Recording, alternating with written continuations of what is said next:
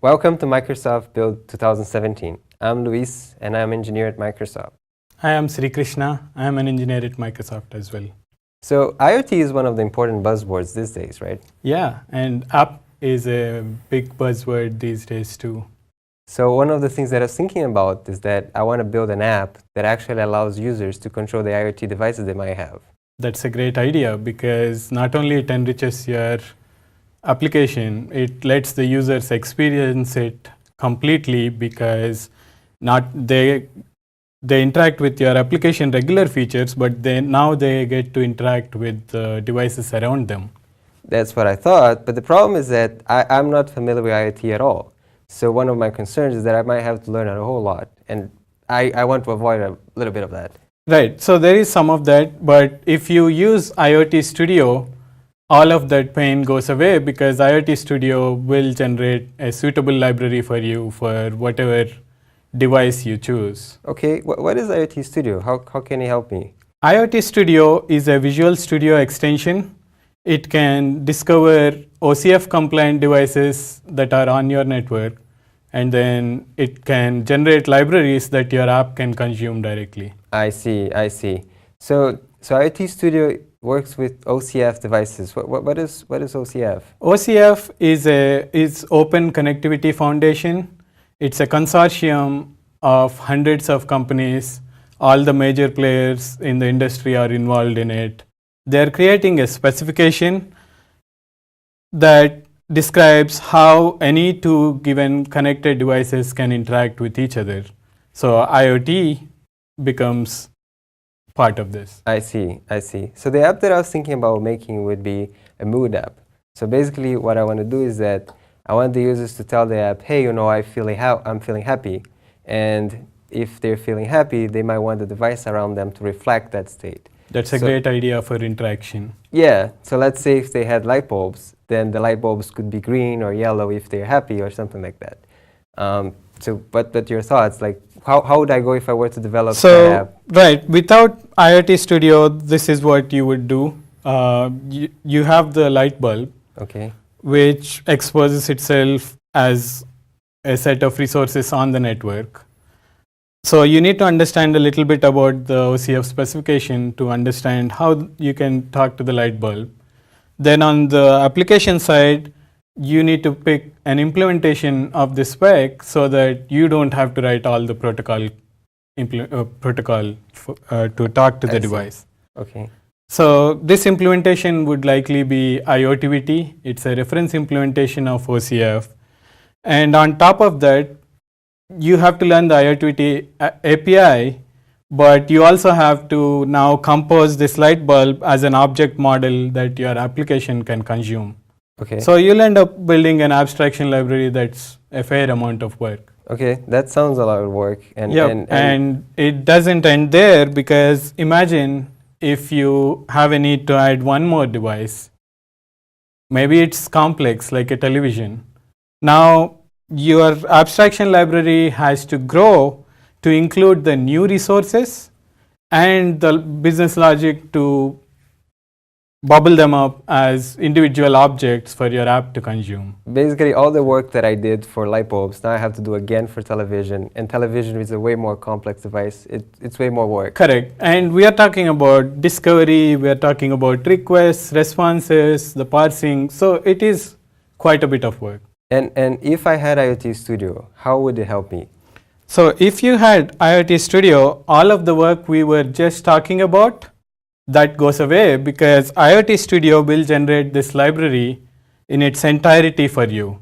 And what you are left with is an object that your app can directly access. Okay, so how does IoT Studio generate code?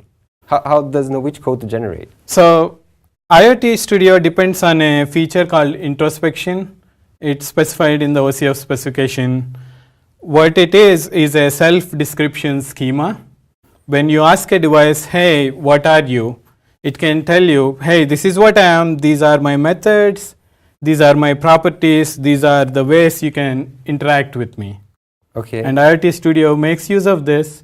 It also gets the metadata like descriptions, integrates this into the library and generates a library that will work with any device that looks like the one you just picked. I see. So it seems to me that me, as an app developer, I would have to go to the store, buy that light bulb, have it on my local network so that IoT Studio can see it and generate code for it. Is that correct? Yes, you could do that, or you can skip buying the light bulb because IoT Studio is able to work with file-based introspection. So if you had the schema from the device, you can just give it to IoT Studio and it will generate the same library for you. I see. So can we see that in action? Yeah, let's see that in action. Okay, so here we have a television. It's an emulated TV. It's Right. OCF. And I wrote a simple application. It's a remote control application. The UI is very simple. Right. Basically, what we want is we can set power, mute, channel, volume. And I want that UI to be able to communicate with this television. Right. So after you sent me this application, I spent a couple of minutes looking at it. I know how to get this working with your television. Okay. I'll walk you through it. Okay. It's going to take just a few minutes. So one thing I did is I have installed IoT Studio from a private copy. Once it is official, it will be available on Visual Studio Gallery for you to download. So there are two ways to use this. One, you can go to the new project wizard, and there we have templates built for blank applications in several languages. I see. Or in your case, you already have an application. So the easier way is to go to this menu item and add an IoT device. As you can see, the wizard automatically pulled up it discovered the television on the network. It's showing me the resources and the properties. If I don't want to interact with channel, I can skip it. And if I didn't have the television with me? And if you didn't have the television with me, all you would do is click this browse and you would pick the introspection file and it would be displayed exactly the same way. Okay. So now I'm going to click OK. And what's happening is all the work we talked about, it's being composed into a library. I see. So right now IoT Studio is generating the library that would talk to that TV. Right. And it seems that it just did all of that work we just talked Exactly. about in a few seconds. And yeah, and you'll see that it already added the reference to the project it created. And I'll just quickly give you a glimpse of what it generated. It basically picked the resources like audio, channel, and power from the television.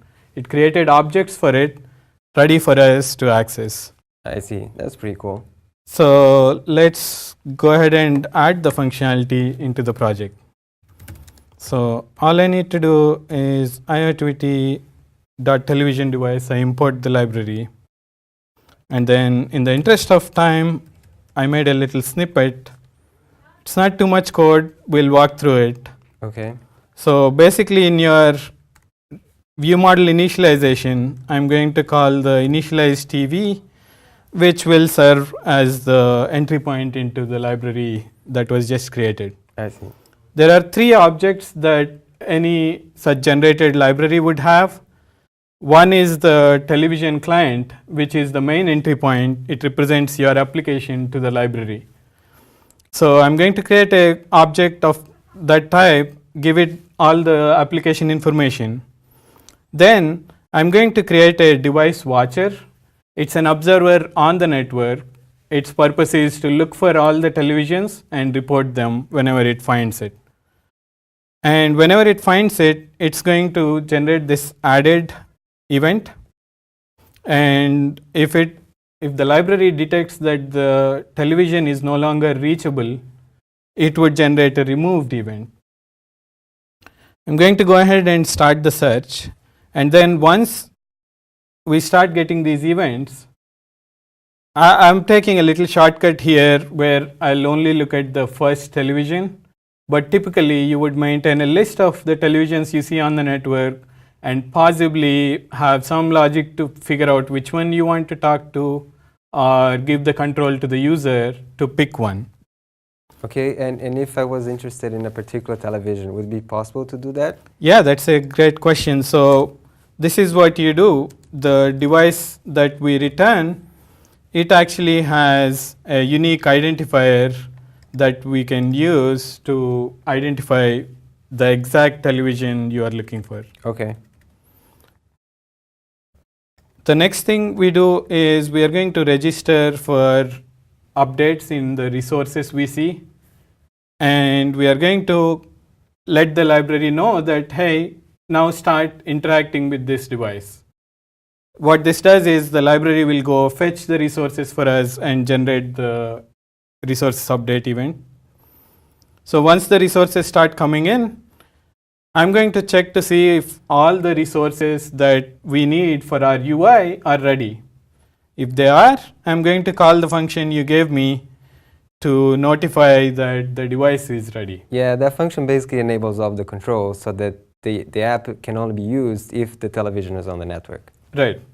And in that same vein, retrieve device state is supposed to reflect all the properties from the TV into the UI so that the user sees the exact volume that's currently on the television. Okay. So what this method does is it calls these asynchronous functions to get the properties. And you'll note that the IntelliSense has been helping us all the way. Some of it is generated by us, some of it is actually constructed from the television itself that we see on the network. I see. And you talked about volume, but it seems that it's missing from there. Right, and it's missing for a purpose so that I can show you a second way of getting the properties. So this volume property is a local copy that's synchronized in the background from the TV. So if the resource was observable, we don't need to do anything from the application. But even if it's not, if you called get property on this resource for any property, the entire resource is fetched for you, so that from then on you can interact with the local copy as long as much time hasn't passed. I see. It's up to date because I just requested the mute. Exactly. Yeah. And when the user changes something in the UI, we'll want to send it to the television. So we use the similar function as get to set the volume. Set volume async is going to send it to the television.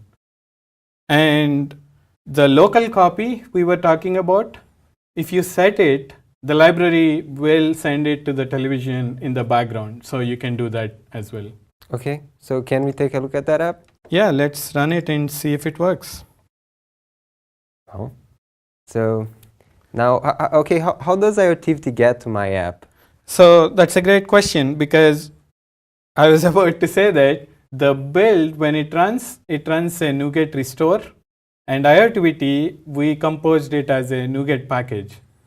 And the library we generated, it marks that NuGet package as the dependency. So whenever we build this project, it's going to check to see if there are any updates. And then if there are, it's going to pull down the new NuGet package. That way, if there are security fixes or bug fixes, you always have the latest version of the stack. All you need to do is rebuild your application. I see. Okay. So we can see that the television has been discovered in the app. It found it and it fetched all the properties for us. Let's play with it and see if it works. Yeah, the volume works. So let's turn it off. Okay. Turn it on. Let's mute it, and let's actually change the channel. Okay, well, that's pretty cool. I'll use IoT Studio for my application because it seems they will help me a lot. Okay, did you find it to be easy? Oh yes, I mean, we only spent like 10 minutes talking about this, right? Right, and the benefit of this is you'll really be able to focus on the user experience. Do not worry about the discovering or interacting with the device itself. Okay. The library does it for you. Well, thank you for the explanation. Thank you. We are going to publish the official version of IoT Studio on Visual Studio Extension Gallery. When it is available, please do try it out. Thank you. Thank you.